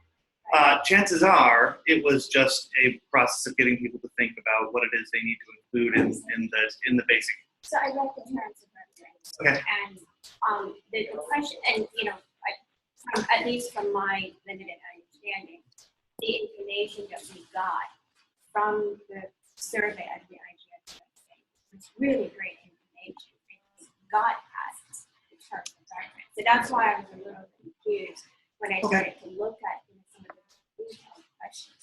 So I think that all I'm looking for is that clarity, so I can go and give you the information that would be most valuable to help the process, because we also have some evidence in terms of an existing process that's produced some results. So all I'm asking for is really that. Well, I mean, some of this is a process of documentation as much as anything. In the creating of a charter. All I'm asking for is that clarity, so that we know, exactly how is this different from the information that's already been gathered and collected based on, some evidence. The deliverable at the end of this process will hopefully be a charter that documents process and minimal light process. We need to be flexible as an organization and principles. And how would that be different, for example, from the like the one very briefly describe the community would process agree on that charter. So if I may, Carolyn, thank you for your question. Can you guys hear me? Am I speaking loud enough out there in remote land?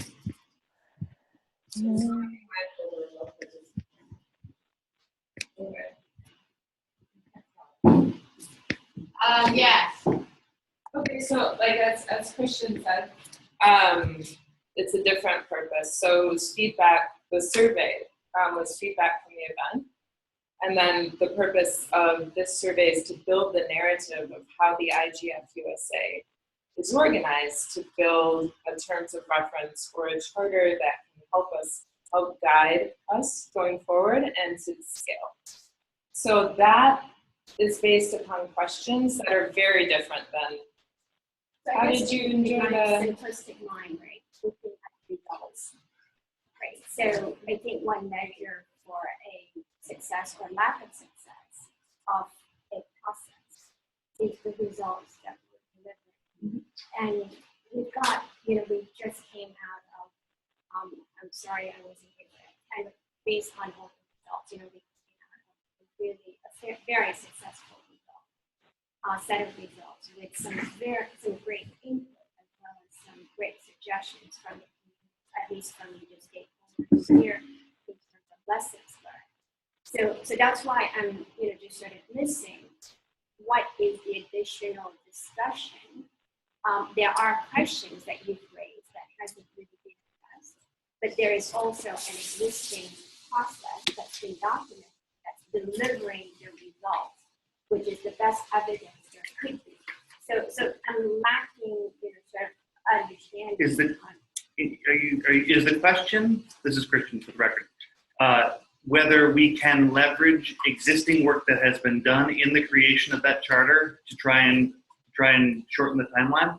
My understanding of the COR is delivering a document that will recommend organization and charter for IGF-USA. So in my simplistic mind, there's a very simple, basic document which needs to be, further detailed out. That this is the structure that's for that's delivered really great results for this year. And so why do we need further input, into what that process should be? This is Steve. Since I think Carol is picking up on what I started the meeting with. Think about this. We presented a Broadway play, and the audience loved it. The audience reviews were rave reviews.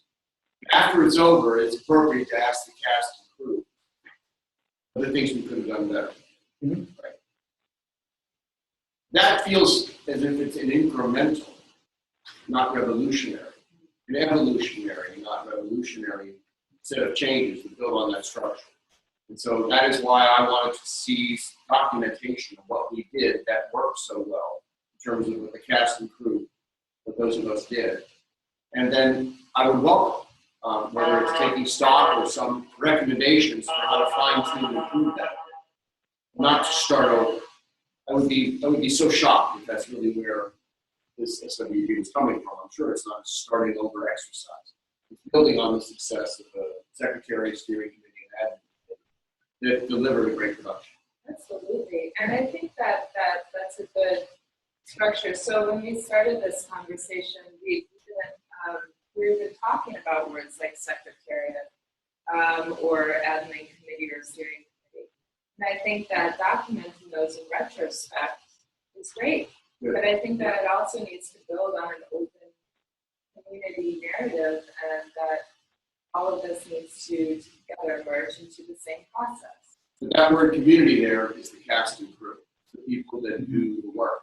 Now, there undoubtedly are actors and crew members who would like to recruit, broaden our reach to other cities, audience too. And remember, this is mostly about the cast and crew.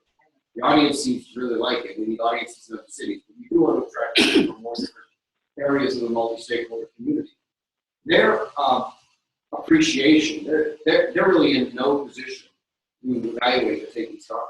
They want part of the cast and crew that did this production. And yet we do want to say, what could we have done to attract more people from different diverse parts of the USA internet governance community? And if they weren't there, we can't ask them. So we do see that there's an opening there. Talk about efforts we can undertake to do better outreach. But the only people whose views are probably relevant on how well the production went behind the stage are those who contribute. Those who organized as well. That's exactly what I just said. Exactly what I just said. The cast, the crew, the producers, the directors, all. So I think that as long as we're open and transparent. I guess what is not an open transparent? Well, I'm just saying that the way that we developed the document should follow. So you're saying as an aspirational going forward, it sounds a bit achievable. Oh, okay. Does it? Yeah. Okay. No, I don't.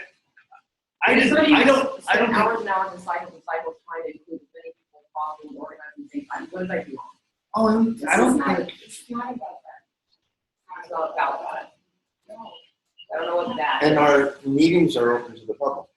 So, no, it's not. So in terms, if we're building a governance document with the bottom up in the community, then it would be good to build that in the open. We've done that, Susan. I just haven't seen the document. I mean, maybe we can put that other document. Actually, I want to come back to ultimately what you said was, we've got something that works. We want to go ahead and create a charter. And you said, and Steve said, I'd be really shocked if the community came back and said that they wanted to do more than fine-tune certain things. Me too. Okay. Well, just in this process, while we're just writing this stuff down, and we are trying to be as diligent as possible in continuing to be open and transparent in our process of trying to help give this gift of a document that's going to help everybody scale even more. That's ultimately all from my perspective, that's all we're trying to do. And so let's not make the mistake of failing to circulate docs. Like, for instance, over the weekend, I just asked David, how did you organize? So we do that little one pager with secretary, admin, and steering. We should have attached that to the agenda. There's nothing secret about the document. I thought everyone had when we brought it up. So we should have circulated. So apologies if things came out accusatorily, or if things came out as if it were anything but adversarial or anything but a process of trying to help, help this growing organization grow in a way that is scalable and sustainable, I apologize. I sincerely apologize. I think it's successful as well. I think it's awesome, and all we want to do is help it grow and hand people who want to do things in Silicon Valley or Austin or Hoboken or wherever they start their own process. Okay, I think it goes back a little bit to what Carol was saying about something else, the same concept of light touch. Like we need to keep this. You got to keep it fluid and flexible with structure, which I realize is tough. So you need enough structure so people know why they're coming, what they're doing. Your point about how and why, but you also need to let them have enough fluidity so they can, make a foreign model to the cities that we're looking to and bring them in. And I know that's tough because you're asking for both structure and fluidity. But I think you need to be careful about being too prescriptive.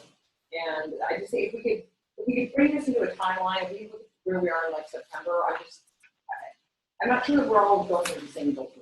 Okay. Well, you and David are so essential to this process, but I think that the conversation with the five of us is going to really help. And you promised me on Friday that we could have that. But I just now agree that like having this separate conversation sounds non-open and non-transparent. No, I don't think so. Somebody has to move the process forward. All we try to do is keep training. Totally. Yeah, I'm not seeing anything with 6 questions. I see things with like 8 categories of 5 questions each. And I guess it brings us to another thing that we need to finally just really commit to is the fact that there are different strands of how we are communicating with each other, and I know we quite often so well. That's okay. That's okay. It wasn't for us. It wasn't for us. Slack, we kind of started late on it. Slack is working pretty good. Because you can get documents out there, and it also allows you to keep them. So and it's great. And you have a discussion history. You can have group or individual discussions. You can have team discussions, and they're all recorded. And then we also can do channels, so you can have your own channel. I mean, there's like the on-deep documents. You've got what you want. I mean, everybody who wants to do on Slack can create whatever channel. That's Slack works. Okay.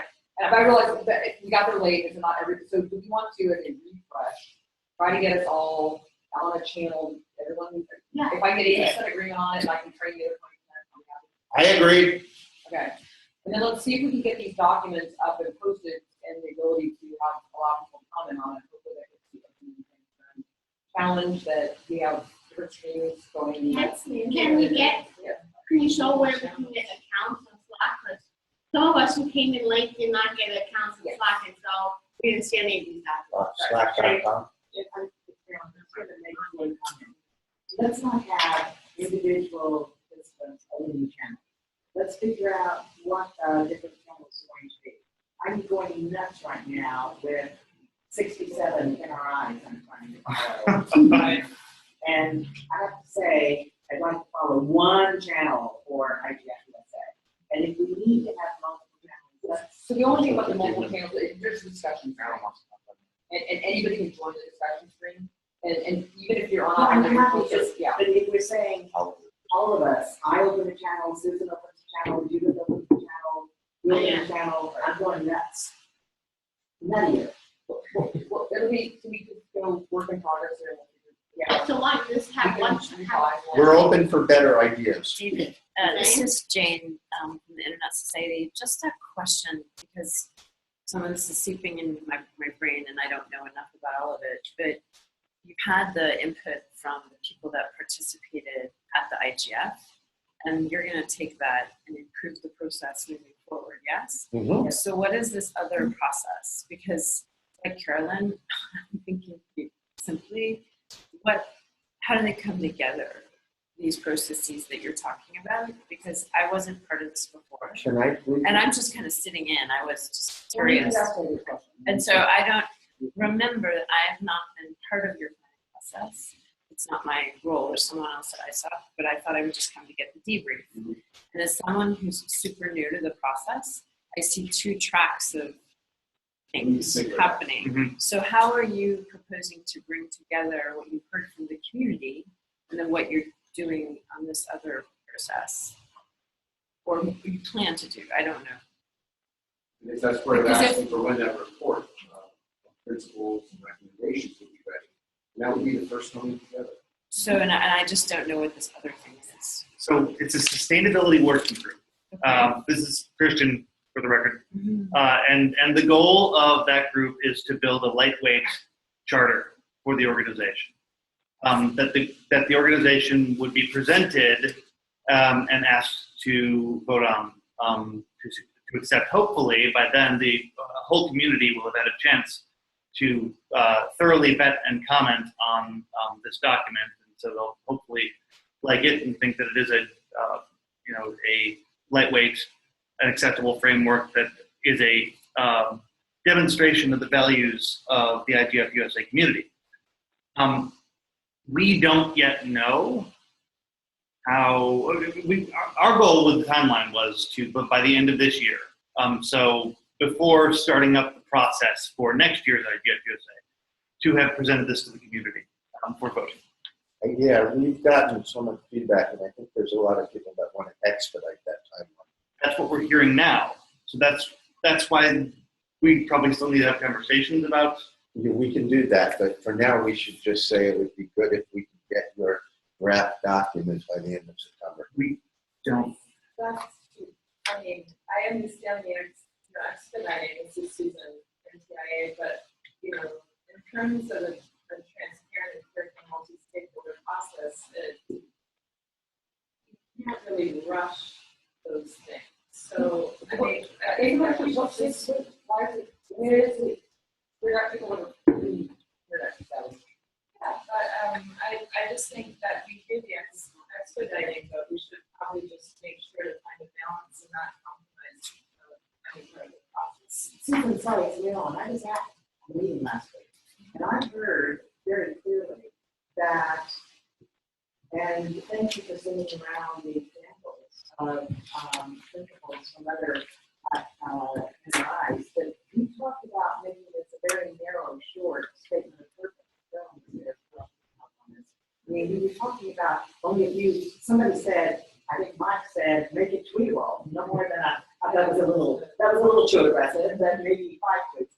I think there's a confusion there, Marilyn. That was the guiding principles, but the charter is broader than that, right? It's about documenting, you know, how we organize the secretariat, the process and stuff. 5 tweets guidelines or principles is fine, but I think overall, if you can tweet that, that would be. I don't think other organizations have a similar process of just 5 tweets, but I think ultimately we should do what the community participates and informs us all.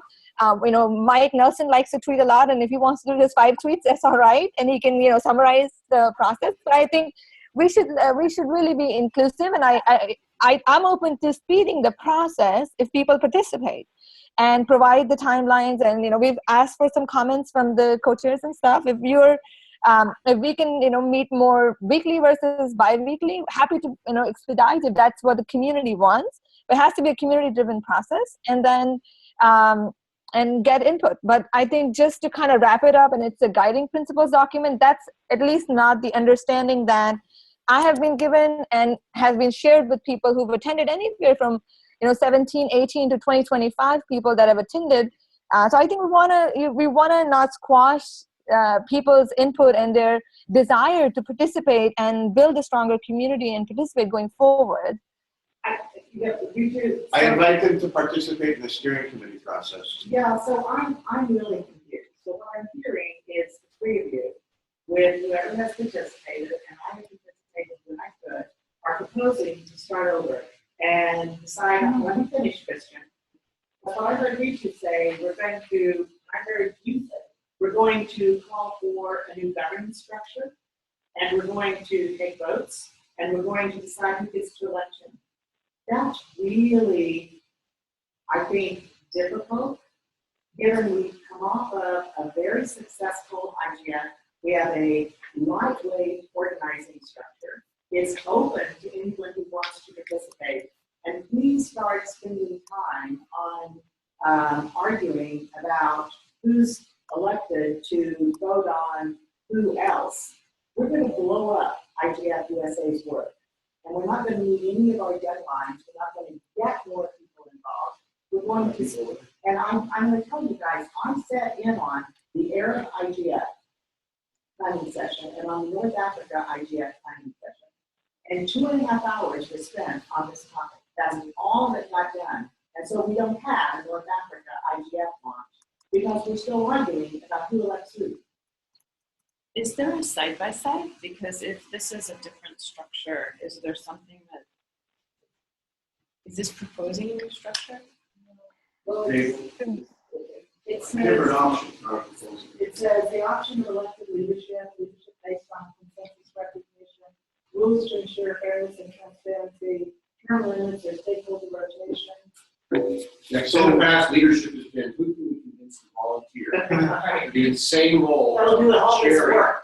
So what we heard today, Actually, I wish we had the luxury of an election. what I think Christian is trying to tell us today is they want to fortify the structure that we put forward today. Everybody seems to agree that we like the structure that worked this year, that we had a Broadway smash hit, and we want to keep the caption through that being the document that we posted today.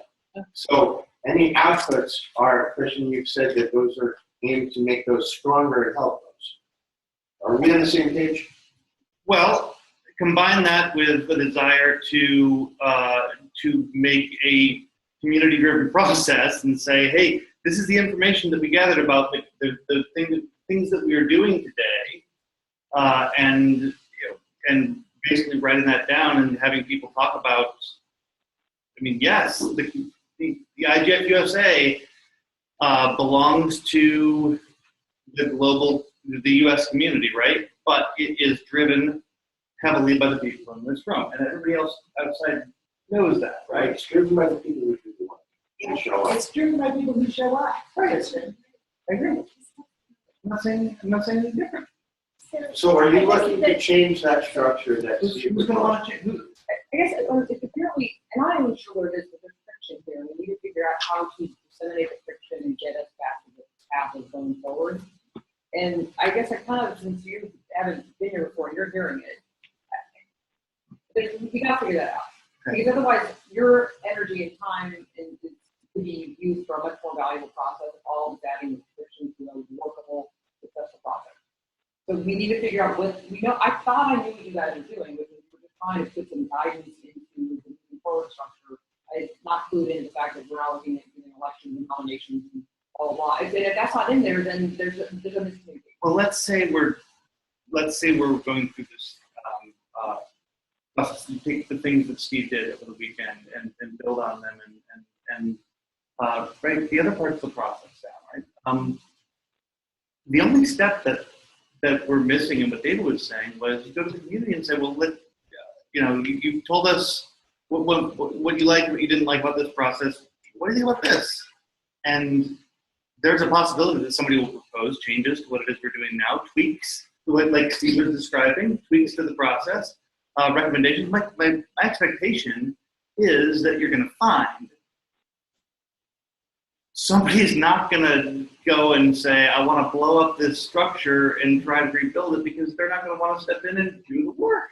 But it wouldn't be uncommon for somebody to go and blow something up and walk away. And not stepping in and do the work. Actually, we get a lot of that. Yes, I have no observation. It's good for this brainstorming. I'm very happy. Let's give them the time. They go back to the drawing board with many heads. Let's give them the time. Yeah, nobody is perfect. They have seen some errors, and these errors are being corrected. It's good. Two of you take the ideas that people are putting forward. Don't be annoyed. Yeah, don't be annoyed. I've seen along the line, at least go back to the drawing board with David, Susan, others. So they're putting together. So there'll be no deviation from the original document. No deviation. Because there's a deviation, with problem. So should we have to take everything we've heard and put the five of you into the discussion? Yes. And try to align what's been said to fine tune this. And bring it back into. Yeah, because the table itself is on page 4. Looks at elements of organization and then different options. And it doesn't have, in fact, have the steering committee at all. It has the admin committee. We just need to have this reflect the status quo, the 3 things that stand around the on the left, and then options for improvement or an appropriate conversation. There really are options to make it better. Let me say that if there was any intention of starting over from a clean sheet of paper, there wouldn't be a necessity to go through such an extensive taking stock process, so that we can basically draft up what's there. Because, I mean, what the kind of work Steve did over the weekend is the kind of work that we're talking about. Based on a draft that was circulated last year. Okay. Well, I didn't have those. That she had. Well. Okay, so all right, we'll bump the road. We're also on thinking, right? Okay. So where would you like to go from here? We realize that we have a little, right? So we're talking a little bit. We're talking about the same thing a little bit. Okay. So where I like to go from here is Follow you. to follow you and David, bring it together, take into account the statements that have been made. You've heard some, whether you like to hear our voice or not, we've heard some pretty strong questions about what direction you're going in. And if you've created a perception you're going in a different direction than the rest of us are aligned with, then go back and think about how you fine-tune this and work with the 2 co-chairs to try to do that. Because I think we all have the same goal, having a better IGF-USA next year and having some window. And I think you're And right. having a student program. And having a student program and bringing you on university basket program. You want student group. I know, sorry. Are they not the same thing? No, DEMA needs to drive this. DEMA needs to drive this because the youth initiative needs to be a pilot. We have to come up with funding. Let him drive it. The reason I use the term youth is it's young people between the ages of 18 and 22 or 23. It's not the UN definition of up to 30 or 32, right? But let's let him drive the pilot. And then the point would be, we call it, if we're going to make it I think the participants are going to have, the participants he's looking at come from students, but I think we'll want to call it our youth initiative. So we're in line with what the rest of the 5 youth initiatives are. We have coders, Shane, that are part of the Saker chapter, and they're not. Yeah. Right, no, I think, Well, yeah, and what, Absolutely. and the student that was on in the Asian IGF and the other ones is they had a youth safe, and so parallel to the sessions that they were running on internet governance, they also had specific sessions that were organized by the youth. And so it be like instead of having 3 programs, they had 3 plus 1. So they had one that just run by the youth, and it was like similar topics. Plus theirs, and then 3 other panels. I think you can figure out what you'd like to do. It doesn't have to be the same, but it's great to have the youth component. Okay. So I'm obviously not going to talk about this. Okay. I will post the report from the NRIs to the full list because it describes what the NRIs are going to do. At the IGF, just real quickly, there'll be a main session that's described in here. There'll be an admin management section that's described in here as well. And David and I are the co-coordinators, and I think we have both Riju and Susan and Judith also attending the working calls as a certain. But quick question on that, will there be opportunities for the NRIs to present takeaways from their regional IGFs to product? Not in the way you're thinking about it. MAG has required that we do issues, not admin. I heard you say both, admin and admin issues. Well, Just on the issues side, are they asking for us to read out what we think about relevant issues? We've done a survey of NRI coordinators, and they picked 2 topics that's regional data. And it'll be a dialogue. There'll be 2 45-minute sessions where the coordinators that are chosen, 10 per session, will be the same NRIs for each of the sessions, so we spread it across those who have done it. They'll be asked to submit 2 questions that the moderators will ask them. So it's more like a dialogue, similar to what we did at the WSIS Forum. And then there's a 30-minute session on challenges and issues, 1 minute on a challenge, 1 minute on a solution. And separate from that, there's a 9-minute working admin. And that session is going to be divided between working on the challenges and recommended solutions, because we have guests coming, the MAC chair. A lot of that sort of best practices on how NRIs organize. And the second thing, it's what are the challenges and what are they think the solutions are. So the second topic we're going to discuss is the output in the IGF forum, the IGF retreat, the IGF retreat. There were like 12 mentions of what the NRI should be doing. But the 2 topics of common interest, I read this earlier, they're not identified in this presentation. Yes, they are connecting the survey they did. It's connecting the connecting the un and underconnected. Something Ritu mentioned earlier. And the second one is security, resiliency, and a trusted internet from the NRI perspective. And we have 19 topics, and they So knowing that, we should dive into our takeaway points and follow them up so they map to those 2 discussions. So David, in the document that you'll be circulating the draft report from our event, where underneath each plenary, the takeaway for the global, we need to put a note in that document for all of us to review, that there are only 2 issues. It'll be bubbled up in one line. Well, only 2. I'll confirm with you before I send it out. See if you'll remind me of all of this before I send it out. And underconnected. Enhancing. So it's I personally thought that connecting the next building was that topic, but they don't agree. They don't agree. It's basically access and trust, right? Okay. Security, resiliency, and trust. Yeah, I heard that somewhere. me too.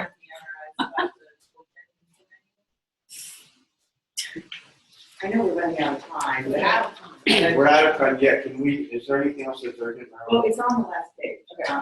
So let's just say kind of a housekeeping. So it sounds like I think you guys are spending some time on this in August.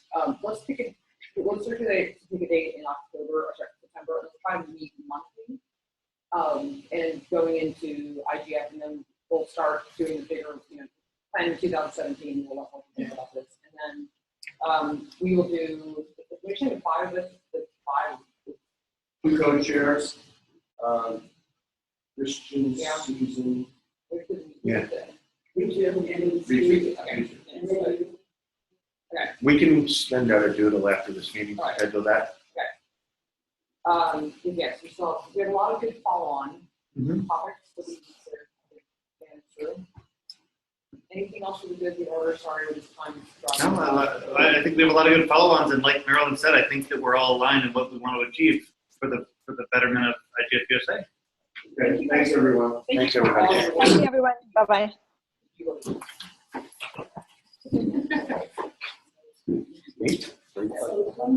Are you in? Yeah. Hey, thank you. Thanks for everything.